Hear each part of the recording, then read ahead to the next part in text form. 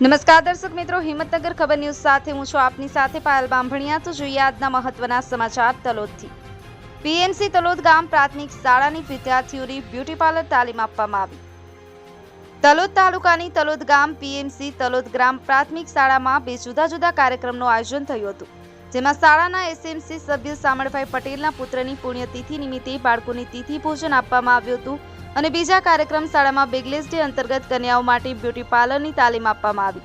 સમગ્ર કાર્યક્રમ અને આયોજન શાળા સ્ટાફ અને આચાર્ય શ્રી વીસી ઝાલાના માર્ગદર્શન હેઠળ આયોજન કરવામાં આવ્યું હતું। જીતુભા રાઠોડ, હિંમતનગર ખબર ન્યૂઝ, તલોદ। अपनी आसपास बनती घटना समाचार જોવા માટે હિંમતનગર ખબર ન્યૂઝને લાઇક કરો, શેર કરો, ચેનલને સબસ્ક્રાઇબ કરો।